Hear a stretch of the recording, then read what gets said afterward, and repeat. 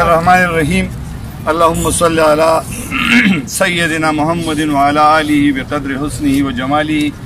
ټولو ناول خو زه ملکند صاحب ته او د هغه ټولو ملګرو ته دغه پښتون لیکوال ملکند کم تنظیم چې دوی جوړ کو جوړی په دغه ورته مبارکي وایم او ډېر زیات خوشحاله شوم.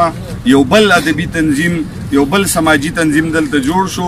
زه د خپل تنظیم مرستیال لیکوال ملکند د طرف نه او د خپل طرف نه هغه ته دا یقین دهاني ورکوم چې په هر محاذ او په هر ځای کې هغوی ته د هر قسمه څه خبرې ضرورت و زما تنظیم او موږ به انشاءالله حاضر یو. دا یو غزل دی فیروان صاحب ارشاد جی چې مینې څه نیمګړې مرتبه دې راله راکړه، مینې څه نیمګړې مرتبه دې راله راکړه، زړه دې راله رانه کو او خوله دې راله راکړه. مینې څه نیمګړې مرتبه دې راله راکړه، زړه دې راله رانه کو او خوله دې راله راکړه.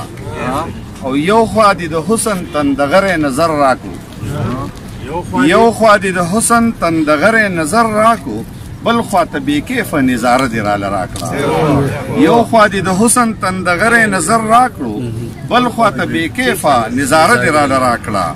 او غواړم د چا مصره ده، غواړم چې شي ټوله دنیا مینه مینه مینه، غواړم چې شي ټوله دنیا مینه مینه مینه. دا د پیر ګوهر صاحب مصره ده. وخته کسه داسې دم درهه دې راله راکړه. غواړم چې شي ټوله دنیا مینه مینه مینه، وخته کسه داسې دم درهه دې راله راکړه. او ژونده پوهه نه یم دا دې سود که بې سودي ده، ژونده پوهه نه یم دا دې سود که بې سودي ده، لاړه چې ځواني نو آیینه دې راله راکړه. ژونده پوهه نه یم دا دې سود که بې سودي ده، لاړه چې ځواني نو آیینه دې راله راکړه. زه او شیرینۍ د محبت قصه شوه ورانه، زه او شیرینۍ د محبت قصه شوه ورانه، زه سفرهاد نه یم چې تیشه دې راله راکړه. زه او شیرینۍ د محبت قصه شوه ورانه، زه سفرهاد نه یم چې تیشه دې راله راکړه. او هسې هم د هوش سره په لاره د تلو نه وم، هسې هم د هوش سره په لاره د تلو نه وم، شکر دی د خپل حسن نشه دې راله راکړه.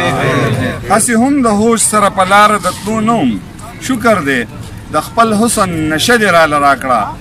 او ډېر که هم لفاظ یم خو الفاظ را سره نشته، ډېر که هم لفاظ یم خو الفاظ را سره نشته، دا په کومه غېږه کې دمه دې راله راکړه. ډېر که هم لفاظ یم خو الفاظ را سره نشته، دا په کومه غېږه کې دمه دې راله راکړه. او شکر دی شاکر دې په د سیالو سره سیال کړم، شکر دې شاکر دې په د سیالو سره سیال کړم، شکر دې د مینې وظیفه دې راله راکړه. شکر دې شاکر دې په د سیالو سره سیال کړم، شکر دې د مینې وظیفه دې راله راکړه.